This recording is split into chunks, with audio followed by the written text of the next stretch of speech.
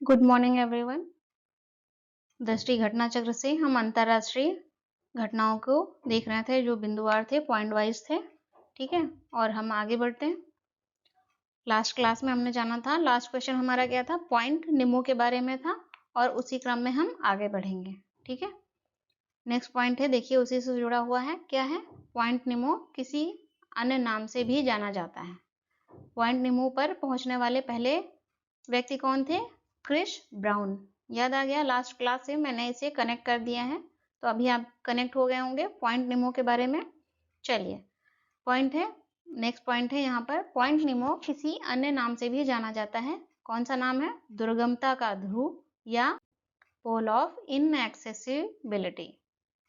इसे याद रखेंगे हम लोग। भूटान का सर्वोच्च नागरिक सम्मान ऑर्डर ऑफ द डुक ग्याल्पो किसे दिया गया? भूटान को जो सर्वोच्च सम्मान है वो किसे दिया गया? प्रधानमंत्री नरेंद्र मोदी जी को भूटान का सर्वोच्च नागरिक सम्मान ऑर्डर ऑफ द डुक ग्याल्पो दिया गया। नेक्स्ट पॉइंट है, लोकतंत्र के लिए तीसरा शिखर सम्मेलन, कौन सा तीसरा शिखर सम्मेलन कहाँ आयोजित हुआ? तीसरा शिखर सम्मेलन आयोजित हुआ है फॉर डेमोक्रेसी। ठीक है, इसे याद रखिएगा। सियोल, दक्षिण कोरिया। सियोल में कहाँ आयोजित हुआ है? सियोल में, जो कि कहाँ स्थित है? दक्षिण कोरिया में स्थित है। नेक्स्ट पॉइंट है, हुरुन ग्लोबल रिच लिस्ट 2024 के अनुसार विश्व का सर्वाधिक अमीर व्यक्ति कौन है? कौन सी list? Hurun global rich list 2024 के अनुसार सबसे अमीर व्यक्ति विश्व का कौन है? वो है एलन मस्क। कितनी है उनकी आय? 231 बिलियन डॉलर के साथ वो सबसे अमीर व्यक्ति है विश्व के। नेक्स्ट पॉइंट क्या है, गर्भपात को संवैधानिक दर्जा देने वाला विश्व का पहला देश कौन बना? फ्रांस। फ्रांस बन गया है विश्व का पहला देश जो गर्भपात को संवैधानिक दर्जा देने वाला है ना, देने के क्रम में विश्व का पहला देश बन गया है। नेक्स्ट पॉइंट क्या है, किस देश में विश्व की पहली 3D प्रिंटेड मस्जिद का अनावरण किया गया है? पहली 3D प्रिंटेड मस्जिद है, ओके, सऊदी अरब में। कहां पर किया गया है? सऊदी अरब में पहली 3D प्रिंटेड मस्जिद का अनावरण किया गया है। नेक्स्ट पॉइंट देखते हैं। नेक्स्ट पॉइंट क्या है, किस विश्वविद्यालय में, किस यूनिवर्सिटी ने राष्ट्रपति द्रौपदी मुर्मू को डॉक्टर ऑफ सिविल लॉ की मानक उपाधि से सम्मानित किया है? वो कौन सी यूनिवर्सिटी है जिसने राष्ट्रपति द्रौपदी मुर्मू को डॉक्टर ऑफ सिविल लॉ की उपाधि दी है? मॉरिशस विश्वविद्यालय, मॉरिशस यूनिवर्सिटी ने दिया है।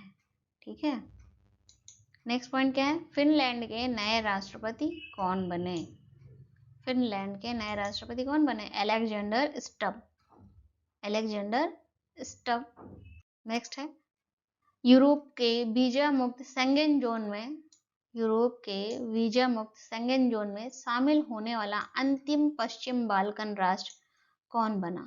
अंतिम पश्चिम बाल्कन राष्ट्र कौन है? कोसोवा है, कोसोवा है, याद रखेंगे। ओके, भारत की जन औषधि पहल में, कौन सी पहल? जन औषधि पहल में शामिल होने वाला पहला देश कौन बना? Mauritius.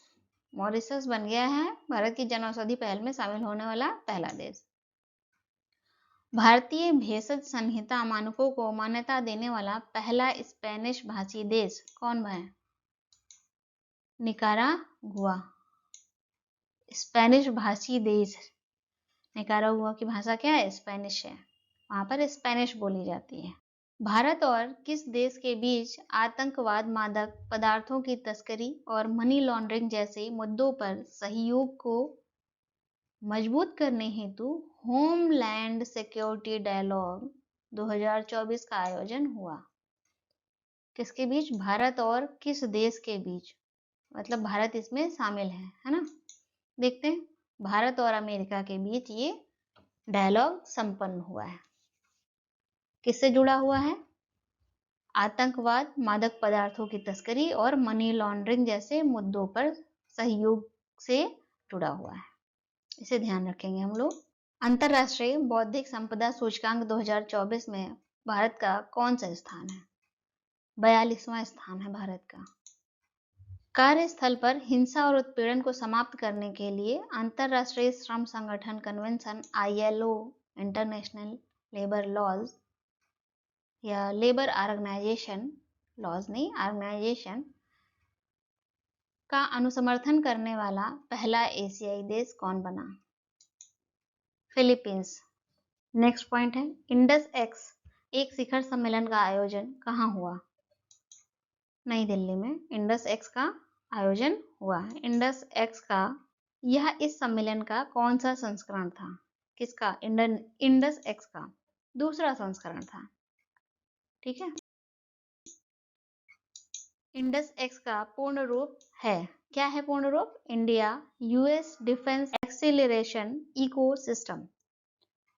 India US defence acceleration ecosystem, यह है इसका पूरा नाम। नेक्स्ट, किस देश में चक्रवात किरिली, कौन सा चक्रवात? किरिली ने भारी तबाही मचाई? ऑस्ट्रेलिया ने।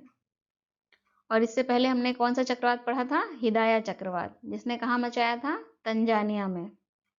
ठीक है, हिदाया चक्रवात तंजानिया में आया था। चक्रवात किरिली कहाँ आया है? ऑस्ट्रेलिया में। नेक्स्ट पॉइंट की ओर बढ़ते हैं। ये कैसा चक्रवात है? कौन सा चक्रवात? चक्रवात किरिली कैसा चक्रवात है? उष्णकटिबंधीय चक्रवात है। नेक्स्ट पॉइंट पढ़ते हैं। अफ्रीकी देश लाइबेरिया के राष्ट्रपति का पद किसने ग्रहण किया? लाइबेरिया के राष्ट्रपति का पद किसने ग्रहण किया है? जोसेफ बोकाई ने।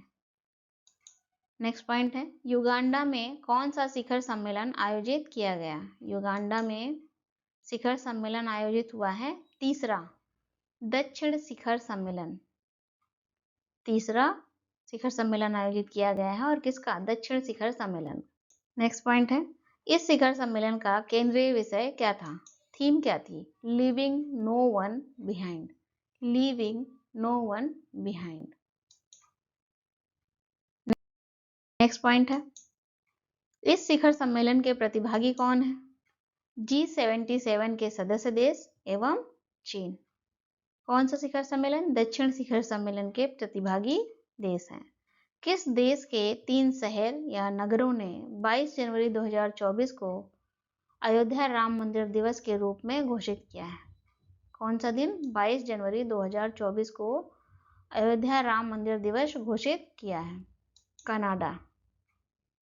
कनाडा ने 22 जनवरी को अयोध्या राम मंदिर दिवस के रूप में घोषित किया है।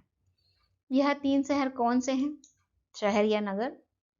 ब्रैम्पटन, ओकविले, ब्रेंटफोर्ड, ये 3 शहर हैं। ग्वाटेमाला के नए राष्ट्रपति के रूप में किसने शपथ ली? ग्वाटेमाला के राष्ट्रपति के रूप में किसने शपथ ली है? बर्नार्डो एरेवलो। बर्नार्डो एरेवलो, इन्होंने राष्ट्रपति के रूप में शपथ ली है। कौन डेनमार्क के नए सम्राट बने? डेनमार्क के नए सम्राट कौन बना? फ्रेडरिक दशम, ये डेनमार्क के नए सम्राट बने हैं। नेक्स्ट पॉइंट क्या है? भारत में किस देश में भारत पार्क स्थापित करने की घोषणा की है? भारत ने, यहाँ में नहीं, भारत ने किस देश में भारत पार्क स्थापित करने की घोषणा की है? संयुक्त अरब अमीरात में, जिसे क्या कहते हैं? UAE भी कहते हैं। फ्रांस के सबसे कम उम्र के प्रधानमंत्री कौन बने? गैब्रियल अटल, फ्रांस के सबसे कम उम्र के प्रधानमंत्री हैं। किस देश ने भारत में हरित ईंधनों पर गठबंधन की घोषणा की है? डेनमार्क ने। किसने की है? डेनमार्क ने की है। हरित ईंधनों पर गठबंधन की घोषणा डेनमार्क ने की है। Okay, thank you.